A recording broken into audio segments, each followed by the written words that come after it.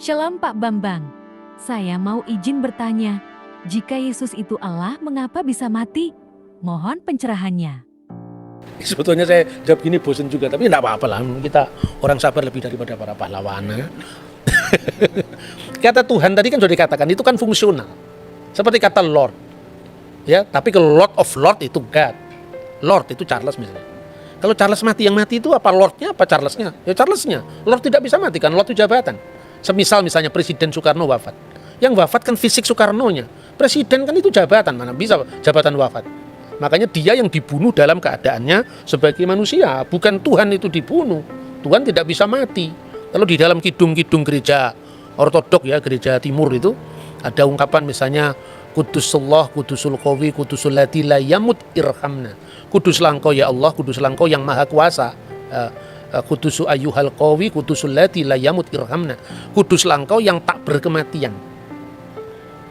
Ya, kasihanilah kami. Tapi ada rumusan yang berasal dari gereja-gereja non-Kaledonian yang berbunyi ya, Kudusulillah kudusulil qawi kudus, Kudusulillahi la yamut irhamna, Kudusun yaman sulib ta'anirhamna. Kuduslah engkau ya Allah, kuduslah engkau yang maha kuasa, kuduslah engkau yang tak berkematian, yang disalibkan bagi kami, kasihanilah kami.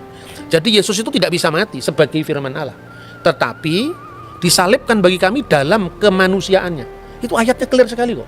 Dan dalam keadaannya sebagai manusia dia telah taat, bahkan taat sampai mati, bahkan mati di kayu salib. Yang mati di kayu salib itu dalam keadaannya sebagai manusia. Diulang lagi, ini dari Filipi ya, Filipi pasal 2. Diulang lagi misalnya dalam 1 Petrus pasal 3 ayatnya 18. Dia yang dibunuh dalam keadaannya sebagai manusia. Jadi jangan GR, Tuhannya orang Kristen mati. Itu kan bukan seperti itulah. Maka beragama itu yang beradab lah. Menilai orang lain itu dalam presuposisi agama yang bersangkutan. Kalau agamanya pengkritik ini dikritik kan ya marah, ya. Maka janganlah suka membuat kesalahpahaman, memelihara kesalahpahaman, memelihara paham yang salah meskipun sudah dijelaskan. Agree in disagreement. Kita berbeda dalam, ya kita setuju dalam ketidaksetujuan. Kita memang berbeda, kita memang tidak sama, tapi kita bisa bersama-sama. Bahwa dalam setiap agama itu punya misi, punya dakwah yang tidak usah dipersoalkan. Kalau di Kristen misalnya Rasul Paulus pernah mengatakan, celakalah saya kalau saya tidak memberitakan Injil. Celakalah aku apabila aku tidak memberitakan Injil. Kemudian apa harus disebut? Kristen itu hati-hati. Itu agama yang suka mempengaruhi orang lain. Setiap agama kan mempengaruhi orang lain. Lihat dulu Nusantara ini Hindu-Buddha dengan kejayaannya Majapahit itu. Kemudian karena dakwahnya para wali, kemudian menjadi Islam. Nah sekarang kalau misalnya ada orang Islam menjadi Kristen, ya biarkan saja lah. Itu kan hak asasi manusia. Tidak perlu harus ada gerakan anti pemurtadan, murtad dan tidak murtad tergantung dari pihak mana kita melihat kan. Marilah kita berspiritualitas yang berbhinneka tunggal ika, berbeda-beda tetapi satu, tidak usah usil dengan orang lain, apalagi itu orang yang agamanya sungguh berbeda dengan dia, tidak bisa dipahami menurut dia. Itu saya kira ya, semoga ini bisa mencerahkan. Pak, ini yang terakhir Pak, ayat-ayat mana yang membuktikan atau menyebutkan bahwa Yesus itu adalah Tuhan? Ya tentu banyak sekali ya, misalnya Kisah Rasul pasal 2 ayat 36. Karena Allah telah menjadikan Yesus yang kamu salibkan sebagai Tuhan dan Kristus. Tapi sekali lagi, ini kata Tuhan ini maknanya Lord loh. Nah, Adonai, tetap pemilik, pemelihara ya, fungsional. Kalau itu perlu ditambahkan, jangan hanya mengatakan pertanyaan Yesus di mana disebut Tuhan, tapi di mana Yesus disebut Allah. Dalam Yohanes 1 ayat 1, firman itu bersama-sama dengan Allah dan firman itu adalah Allah. Firman itu adalah memra Allah, tapi sekaligus memra min khedem Allah. Firman yang itu adalah bersama-sama dengan Allah, min khedem Allah, sekaligus firman itu adalah Allah sendiri.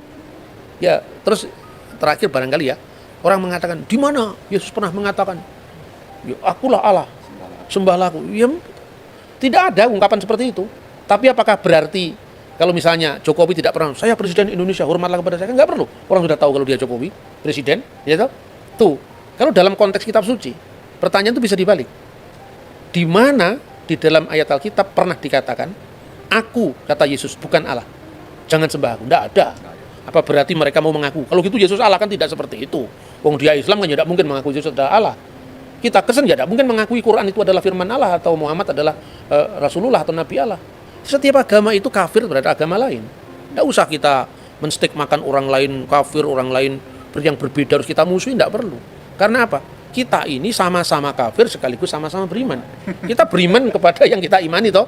Kita beriman pada Yesus. Tapi bagi orang Muslim kan nggak beriman pada Yesus, berarti kafir terhadap Yesus. Kan gitu kan? Kita percaya kepada Alkitab. Yang lain nggak percaya kepada Alkitab. Kamu kafir terhadap Alkitab, tapi kamu beriman pada Vedamu. Kamu beriman pada Tipitakamu kan gitu kan? Jadi itulah etika kita dalam berbangsa dan bernegara. Tidak boleh kita memaksakan ruang privat kita ke ruang publik, kemudian orang lain harus sama dengan kita dan diukur dari kita. Nggak bisa itu. Demikian saya kira. Baik.